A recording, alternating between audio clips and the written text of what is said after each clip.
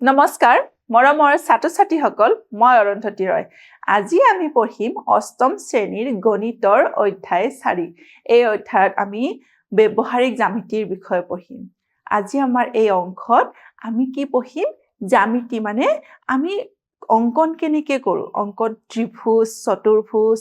ৰম্বাস সামন্তৰিক এইবোৰ আমি কেনেকৈ অঙ্কন কৰো আমাৰ আটাইতকৈ সৰু বহুবস্তু কি হৈছে আমাৰ আটাইতকৈ সৰু বহুবস্তু হে ত্ৰিভুজ এ তোমালোকে সকলো ত্ৰিভুজটো আঁকিবলৈ জানা ত্ৰিভুজ আঁকিবলৈ আমাক বাহু কেইটা লাগে বাহু তিনিটা থাকে আৰু কোণো তিনিটা থাকে আমি কি জানো যে ত্ৰিভুজ আঁকিবলৈ আমাক কি উপাদানৰ প্ৰয়োজন হয় ত্ৰিভুজ আঁকিবলৈ আমাক কি উপাদানৰ প্ৰয়োজন হয় তিনিটা বাহু আৰু তিনিটা কোণ নিৰ্দিষ্ট ত্ৰিভুজ এটা আঁকিবলৈ আমাক তিনিটা জোখৰ প্ৰয়োজন হয় হেইকেটা কি হৈছে তিনিটা কি জোখৰ প্ৰয়োজন হয় বাহু বাহু বাহু বাহু কোণ বাহু আৰু কোণ বাহু কোণ এইকেটা আমাৰ তিনিটা জোখৰ আমাৰ প্ৰয়োজন হয় আৰু চতুৰ্ভুজ তোমালোকে সকলোৱে জানা চতুৰ্ভুজৰ কেইটা বাহু থাকে চাৰিটা বাহু চতুৰ্ভুজ আঁকিবলৈ আমাক কি লাগিব চতুৰ্ভুজ আঁকিবলৈ আমাক চাৰিটা বাহু চাৰিটা কোণ আৰু আমাক দুডাল কৰ্ণ লাগে আৰু এটা নিৰ্দিষ্ট চতুৰ্ভুজ এটা আকৃতি দিবলৈ আমাক এই কেইটা উপাদান প্ৰয়োজন মুঠ আমাৰ 10টা উপাদানৰ প্ৰয়োজন হয় এতিয়া আমাক যদি চাৰিটা বাহু দিয়া থাকে জোখ তেতিয়াহলে আমাক যদি কয়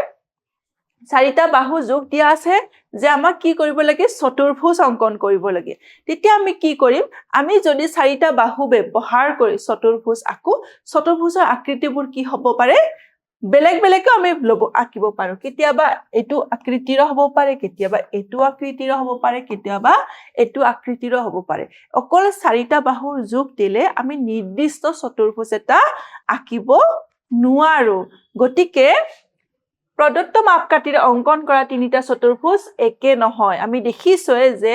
আগৰ যিকেটা আমি চতুৰ্ভুজ দেখিলো প্ৰত্যেকৰে কি হয় আকৃতিবোৰ অকনমান বেলেগ বেলেগ হয় গতিকে কেৱল চাৰিটা বাহুৰে আমি কি এটা অনন্য চতুৰ্ভুজ বা নিৰ্দিষ্ট এটা চতুৰ্ভুজ আমি অঙ্কন কৰিব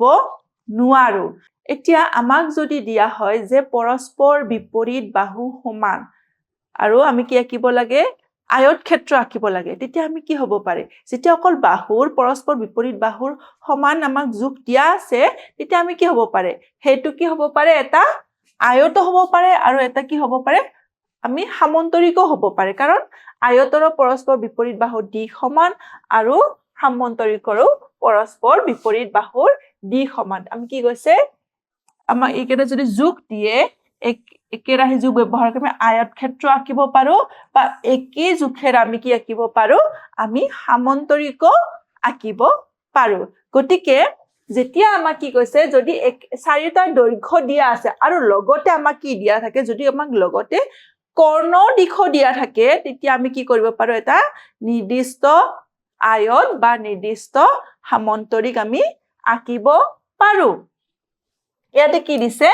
যে 5 সেমি যেটো আমাক জোখ দিয়া আছে চাৰিটা বাহুৰ যেটো আমাক জোখ দিছে চাৰিটা আমাক বাহুৰ জোখ দিয়া আছে এই চাৰিটা বাহুৰ কি পৰস্পৰ বিপৰীত বাহুবোৰ কি হয় সমান দৈৰ্ঘ্য হয় এটো হয়তো আয়ত হ'ব পাৰে নহলে কি হ'ব পাৰে সামন্তৰিক হ'ব পাৰে আৰু কি কৈছে যিকোনো এডাল যদি আমাৰ কৰ্ণৰ জোখ দিয়া থাকে তেতিয়া হলে আমি কি পাম নাইবা সামন্তৰিকৰ ক্ষেত্ৰত যদি কোনো কোণৰ জোখ নিৰ্দিষ্টকৈ দিয়া থাকে তেন্তে আমি হে আয়ত বা সামন্তৰিক কি হয় বেলেগকে আৰু গঠন কৰিব নোৱাৰো হে একেটা নিৰ্দিষ্টই আমি এটা সামন্তৰিক বা এটা আয়তে আমাৰ গঠন হ'ব আগতে কি দিছিলে চাৰিটা বাহুৰ জোখ দিয়াৰ লগে লগে বেলেগ বেলেগ কি আঁকিছিলো চতুৰ্ভুজ আঁকিছিলো কিন্তু যদি আমাক বাহুৰ জোখ লগতে কৰ্ণৰ জোখ দিয়া থাকে বা নাইবা সামন্তৰিকত আমি কি দিয়া থাকে এটা কোণৰ জোখ দিয়া থাকে তেতিয়া কি হ'ব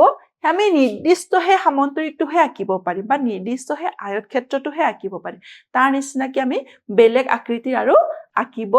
নোৱাৰো বেলেগ আকৃতিৰ আমি আঁকিব নোৱাৰো কি দিব লাগিব হয় এডাল কৰ্ণৰ জোখ বা নহলে সামন্তৰিকৰ ক্ষেত্ৰত এডাল কোণৰ জোখ আমাক যদি দিয়া থাকে হেহে তোমালোকে এটা কথা মনত ৰাখিবা যদিহে আমাক অদ্বিতীয় নিৰ্দিষ্ট এটা চতুৰ্ভুজ আঁকিব লাগে তেতিয়া হলে আমাক কি লাগে পাঁচটা জোখ অতি কমেও আমাক পাঁচটা জোখৰ প্ৰয়োজন হয় এতিয়া আমাক চতুৰ্ভুজ অঙ্কনত আমাক কি লাগে আমি কি পালো ইতিমধ্যে নিৰ্দিষ্ট পাঁচটা আমাক কি হয় উপাদানৰ প্ৰয়োজন হয় পাঁচটা জোখৰ প্ৰয়োজন হয় সেই জোখ এটা কি হ'ব পাৰে যদি অদ্বিতীয় নিৰ্দিষ্ট আমাক চতুৰ্ভুজ এটা লাগে তেতিয়া হলে কি হ'ব পাৰে যিকোনো আমাক পাঁচটা জোখৰ প্ৰয়োজন হয় সেই জোখকেইটা কি হ'ব পাৰে আমাক ইয়াতে দিছে প্ৰথমতে দিছে যেতিয়া চাৰিটা বাহু আৰু এডাল কৰ্ণ দিয়া থাকে যদি আমাক চাৰিটা বাহুৰ মান আৰু এটা কৰ্ণৰ মান দিয়া থাকে তেতিয়া হলে আমি কি কৰিব পাৰো এটা নিৰ্দিষ্ট চতুৰ্ভুজ অঙ্কন কৰিব পাৰো নেক্সট পইণ্টত দিছে যেতিয়া দুডাল কৰ্ণ আৰু তিনিটা বাহু দিয়া থাকে আমাক কৰ্ণ দুডাল বাহু তিনিটা ইয়াতো কি হল পাঁচটা জোখ দিয়া আছে তেতিয়া আমি কি কৰিব পাৰো এটা নিৰ্দিষ্ট চতুৰ্ভুজ আঁকিব পাৰো নেক্সটত দিয়া আছে চাৰিটা বাহু আৰু এটা কোণ চাৰিটা বাহু আৰু এটা কোণৰ জোখ যদি দিয়া থাকে তেতিয়া আমি কি কৰিব পাৰো নিৰ্দিষ্ট চতুৰ্ভুজ এটা অঙ্কন কৰিব পাৰো নেক্সটত কি দিছে যেতিয়া দুটা সন্নিহিত বাহু আৰু তিনিটা কোণ দিয়া থাকে সন্নিহিত বাহু মানে যি দুটা বাহু আমাৰ লগ লাগি থাকে সেই বাহু দুটাৰ জোখ আৰু যদি তিনিটা কোণৰ জোখ দিয়া থাকে তেতিয়া হলে আমি এটা নিৰ্দিষ্ট চতুৰ্ভুজ অঙ্কন কৰিব পাৰো আৰু যেতিয়া তিনিটা বাহু আৰু দুটা অন্তৰ্বৰ্তী কোণ দিয়া থাকে তেতিয়া আমি কি কৰিব পাৰো নিৰ্দিষ্ট এটা চতুৰ্ভুজ আঁকিব পাৰো ঠিক তেনেকে যেতিয়া অন্য বিশেষ ধৰ্মবোৰ জনা থাকে তেতিয়া আমি কি কৰিব পাৰো নিৰ্দিষ্ট এটা চতুৰ্ভুজ আঁকিব পাৰো এতিয়া আমি চতুৰ্ভুজ আঁকো আহাচোন যত কি থাকিব চাৰিটা বাহু আৰু এটা কৰ্ণৰ জোখ দিয়া থাকিব এতিয়া এটা আমাক উদাহৰণ দিছে ইয়াতে দিয়া আছে ABCD এটা চতুৰ্ভুজ আঁকা যত AB = 3.5 cm BC = 4 cm CD = 5 cm DA = 4.5 cm আৰু BD = 6.5 cm ইয়াতে কেইটা আমাক জোখ দিয়া আছে ইয়াতে আমাক পাঁচটা জোখ দিয়া আছে তাৰে চাৰিটা জোখ কি হয় চতুৰ্ভুজৰ বাহুৰ জোখ আৰু এটা জোখ কিহৰ হয় চতুৰ্ভুজৰ কৰ্ণৰ জোখ এতিয়া আমি কি কৰিব লাগিব প্ৰথমতে আমি এডাল ৰেখাখণ্ড আঁকি লম আহাচোন ৰেখাখণ্ড এডাল আঁকো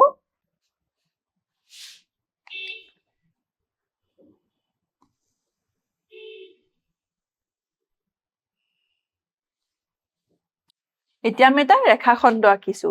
আৰু আমাক কি কৈছে BD = 6.5 এতিয়া আমি কি কৰিম কম্পাছৰ সহায়ত এটা বৃত্তচাপ আঁকিম বৃত্তচাপটো কিমান হ'ব 6.5 সেন্টিমিটাৰৰ 6.5 সেন্টিমিটাৰ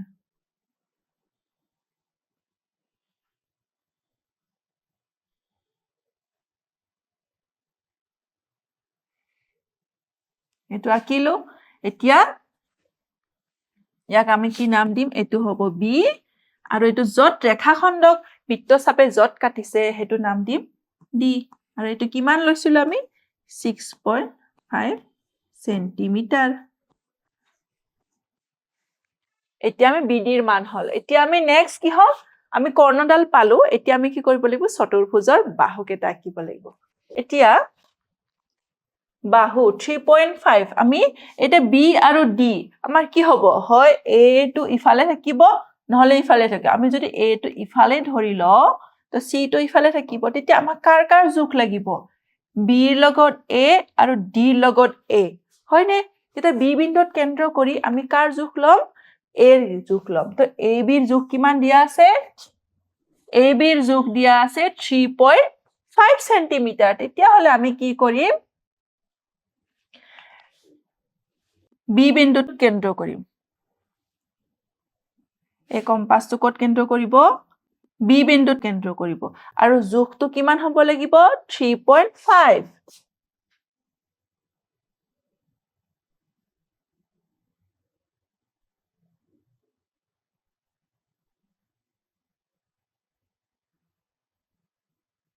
এটা 3.5 জোখৰ আমি কি কৰিম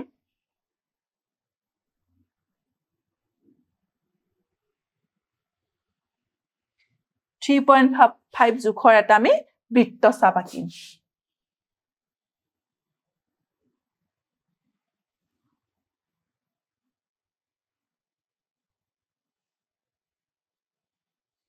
আমি আঁকিলো এতিয়া আৰু d ৰ লগত কাৰ জোখ আমি উলিয়াব লাগিব a এটা d এৰ জোখ ইয়াতে কিমান দিয়া আছে d এৰ জোখ আমাক কিমান দিছে da = 4.5 গতিকে আমি d বিন্দুত কেন্দ্ৰ কৰি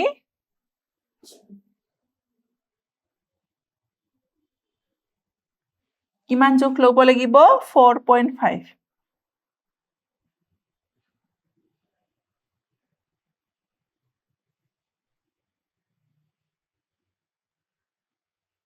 4.5 ললো এতিয়া আমি কি কৰিম এই বৃত্তচাপটো কাটি দিলো এতিয়া তোমালোকে চাব পাৰা কি হৈছে বি বিন্দুত কেন্দ্ৰ কৰি আমি যেটো বৃত্তচাপ আঁকিলো আকৌ ডি বিন্দুত কেন্দ্ৰ কৰি আকৌ এটা বৃত্তচাপ আঁকিলো কি কৰিলে এই দুটা বৃত্তচাপে এটা বিন্দুত ছেট কৰিলে এই বিন্দুটোৰ আমি নাম কি দিম এ বিন্দু নাম দিলো এতিয়া আমি কি কৰিম ইফালে আমি কি হ'ব উলিয়াব লাগিব সি উলিয়াব লাগিব এটা চাওচোন বি আৰু সিৰ মান কিমান দিয়া আছে বি সিৰ মান দিয়া আছে 4 সেন্টিমিটাৰ এতিয়া আমি কি কৰিম কম্পাসটো আনি আকৌ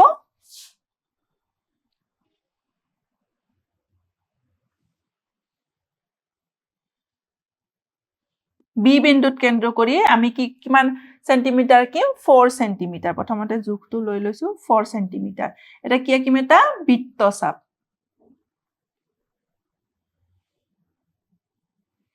এটা আমি এটা বৃত্তচাপ আঁকিলো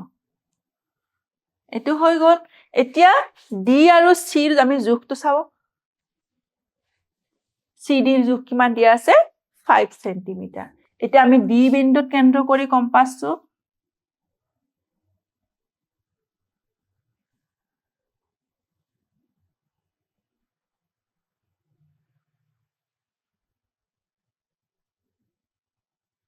ডি বিন্দুত কেন্দ্ৰ কৰি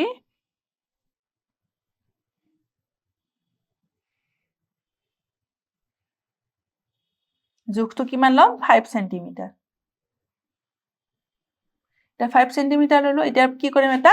বৃত্তচাপ আঁকিম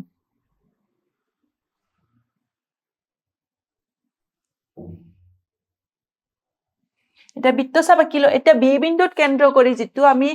বৃত্তচাপ আঁকিছিলো আকৌ ডি বিন্দুত কেন্দ্ৰ কৰি আকৌ এটা বৃত্তচাপ আঁকিলো কি কৰিলে দুটা বৃত্তচাপে এটা আনটো কটাকটি কৰিলে গতিকে এই বিন্দুটোৰ আমি নাম কি দিম এই বিন্দুটোৰ নাম দিম আমি সি এতিয়া আমি নেক্সট কি কৰিব লাগিব এতিয়া এই এ বিন্দুৰ লগত বি বিন্দুৰ লগত সি বিন্দুৰ লগত ডি বিন্দুৰ লগত এই বিন্দু আমি কি কৰিম সংযোগ কৰিম ডি বিন্দুৰ পৰা এ বিন্দু সংযোগ কৰিলো এতিয়া আকৌ বি বিন্দুৰ পৰা সি বিন্দু সংযোগ কৰিলো সি বিন্দুৰ পৰা ডি বিন্দু সংযোগ কৰিলো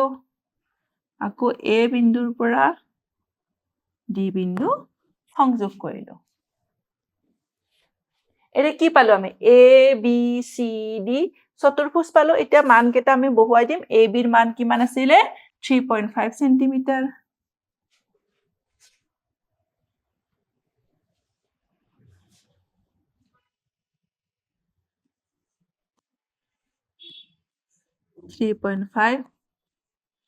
সেন্টিমিটাৰ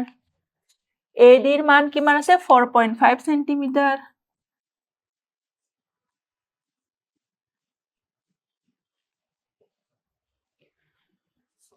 আকৌ CD = 5 সেন্টিমিটাৰ CD = 5 সেন্টিমিটাৰ আৰু নেক্সট আছিলে BC = কিমান দিয়া আছে 4 সেন্টিমিটাৰ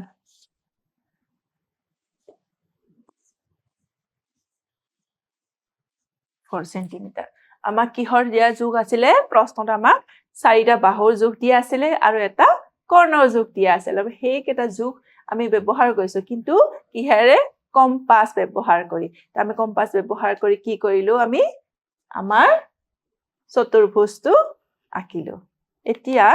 তোমালোকক যিখিনি আমি আঁকিলো যিখিনি ষ্টেপ আমি কৰিলো সেই স্তৰবোৰ আমি কি কৰিছো ইয়াতে লিখি লৈছো আৰু কাৰণ পৰীক্ষা তোমালোকে কি কৰিব লাগিব স্তৰবোৰো লিখিব লাগিব স্তৰ 1ত কি কৰিছো এতিয়া আমি চতুৰ্ভুজৰ কৰ্ণস্থান নিশ্চিত কৰিম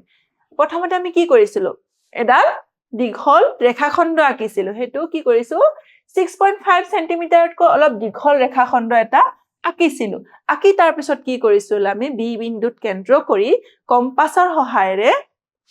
6.5 ব্যাসাৰ্ধৰ এটা বৃত্তচাপ আঁকিছিলো যি বৃত্তচাপে আমাক ৰেখাখণ্ডৰ